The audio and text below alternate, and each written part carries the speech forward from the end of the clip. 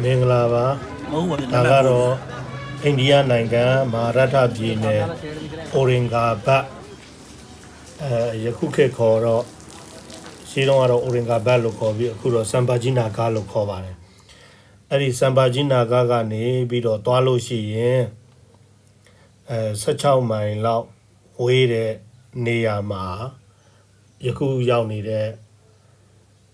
အေလိုရာဆိုတဲ့ကြောက်တောင်တွေကိုထွန်းထုထားတဲ့ဂူတွေရှိပါတယ်အဲ့ဒီအေလိုရာဂူကိုတွားရောက်ခဲ့တာလေးတွေမှတ်တမ်းတင်ထားပါတယ်စံပါဂျီနာဂါမှာလုပ်တဲ့ဒီ International Conference မှာတက်ရောက်လာကြတဲ့နိုင်ငံတကာကတကယ်ချင်းမိတ်ဆွေတွေပဲဖြစ်ပါတယ်တာမန်ကြည့်လိုက်ရင်တော့ဒီပါပုံစံတူလို့ထင်ရပေမဲ့တတိချာချာသူတို့နဲ့တွေ့ဆုံမင်းများလိုက်တဲ့အခါမှာဘူတန်တွေပါတယ်နီပေါတွေပါတယ်တိဘက်တွေပါတယ်အီလိုရာကေနောက်အိန္ဒိယတွေပါတယ်ဝတ်စုံကိုကြည့်လိုက်လို့ရှိရင်တော့အတူတယ်လို့ထင်မှာမဟုတ်ပါဘူးဂိုင်းတွေ꿰ပါတယ်ဒါတွေအားလုံးကတကယ်ချင်းတွေအတူတူခီးသွားတာပုံမြင့်မကြီးနှစ်ဘူးတင်ထားတာကတော့မာတာကြီးပါသူပဲဥဆောင်ပါတယ်ဒီခီးကိုကိုရီးယားတော့နောက်ကလိုက်တော့အတူတူသွားကြတာပေါ့မိတ်ဆွေပေါင်းနေတယ်အခုကြွားရောက်သွားနေတာကတော့အိန္ဒိယနိုင်ငံနယူးဒေလီမှာကျောင်းတက်နေတဲ့ဒေါက်တာကုမာရမင်းကင်းဆရာတော်ဖျားဖြစ်ပါတယ်ဗျာဒါအေလိုရာကေထဲမှာရှိနေတဲ့ထူးခြားတဲ့မှတ်သားပွဲရာကောင်းတဲ့တွေ့ကြုံရခဲ့တဲ့ UNESCO စီးရင်ဝင်ကမ္ဘာအမွေအနှစ်အဖြစ်အံ့ဩဖွယ်ရာထည့်သွင်းထားတဲ့လိုင်ကူတွေပဲဖြစ်ပါတယ်တကယ်တမ်းတော့ဗီဒီယိုဖိုင်တွေကိုကြုံရရိုက်ပြီးမှဆက်ထားတာဖြစ်ပါတယ်တိတိကျကျစနစ်တကျလေးရိုက်ခဲ့တာမဟုတ်ပါဘူးတွေ့တဲ့လောက်မြင်တဲ့လောက်ကလေးကိုကြုံတယ်လို့ပဲရိုက်ပြီးတော့အားလုံးတွေ့နိုင်မြင်နိုင်အောင်လို့ပြန်ဆက်ပြီးတော့ပေးလိုက်ပါတယ်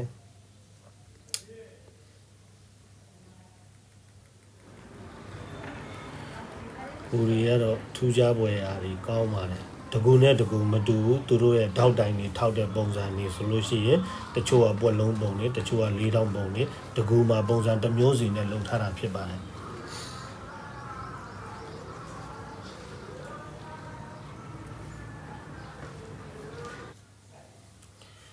အေလိုရာကေ့ဖ်လို့ခေါ်ပါတယ်ဂူတွေကတော့အများကြီးပါပဲ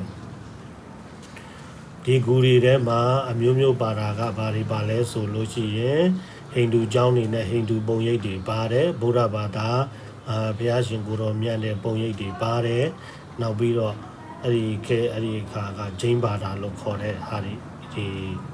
ပုံရိပ်တွေပါတယ်ဒါဆိုလို့ရှိရင်ဗုဒ္ဓဘာသာဘုန်းကြီးတွေရဲ့ဆွမ်းစားကျောင်းလို့ထင်ရပါတယ်ယူမှတ်လို့ရတယ်အလဲကောင်းမှာကြောရိုးလေးတွေကြောက်ရိုးလေးတွေနဲ့လှုပ်ထားတာလေးကထိုင်ပြီးတော့ဆွမ်းဖုံးပေးတဲ့ပုံဆွမ်းစားကျောင်းပုံစံပါပဲတော်ကြီးကျတဲ့ဒီလိုင်လူကြီးကတော့မုံရွာနားမှာရှိတဲ့ဖိုးဝင်းတောင်လို့ရွှေဘတောင်လို့တဲ့အထက်ကလှိုင်ကတော့ကြီးတယ်တချို့ကဒီနေရာတွေကိုဘယ်လိုသွားလဲလို့နေကြတဲ့လူတွေရှိတယ်ဦးစင်းကတော့ရန်ကုန်ကနေပြီးတော့နယူးဒေလီကိုလင်းစီးပါတယ်နယူးဒေလီကနေပြီးတော့စံပါဂျီနာဂါကိုလင်းစီးတယ်အကုန်လုံးကြောက်တုံးနေကြောက်တောင်ယူထုဦးစင်းသွားတဲ့ခီးကတော့ conference ပွဲကိုသွားတက်တာဖြစ်တဲ့အတွက်အားလုံးကကုန်ကြစိတ်တွေအကုန်လုံးကိုအဲ့ဒီပွဲစီစဉ်သူတွေကပဲအကုန်လုံးအကုန်ကြခံပါတယ်ဒါကြောင့်မလို့ကိုလည်းအေးဆေးဆေးသွားနိုင်ပါတယ်အဲ့ဒီနာတဝိုက်မှာကြည်စရာတွေဆိုလို့ရှိရင်နောက်ထပ်ဓာတ်တွေပို့ပြီးတော့အံ့ဩစရာကောင်းတဲ့ဒီ Agenda Cave ဆိုတာလည်းရှိသေးတယ်အဲ့ဒီ Agenda Cave လည်းလေ့လာလို့အရန်ကောင်းပါတယ်အခုဦးဇင်းတို့သွားတာတော့ conference ရက်ကိုအလှည့်မကြတဲ့အချိန်လေးမှာနီးစပ်ရာတငယ်ချင်းတွေနိုင်ငံတကာတငယ်ချင်းတချို့နဲ့တိုင်ပင်ပြီးတော့ခိုးပြီးသွားခဲ့တဲ့နေရာပါဒါပေမဲ့ဒီတစ်ခါကျတော့ထောက်တိုင်နေရလိုင်ကူပေါင်း16ခုရှိတယ်လို့ထင်ပါတယ်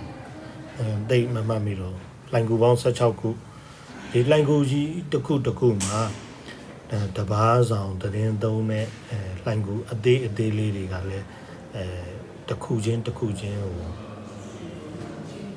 ကြီးတစ်ခုမှာဆိုလို့ရှိရင်အပါ340ကတော့တရင်သုံးလို့ရတယ်တူးချင်းပေါ့private အခန်းလေးတွေကြောက်လိုင်ကူအခန်းလေးတွေရှိပါတယ် ကြည့်ရှုပေးတဲ့အတွက်ကျေးဇူးအများကြီးတင်ပါတယ်အားလုံးကိုကျမ်းမာစိတ်ချမ်းသာရှိကြပါစေ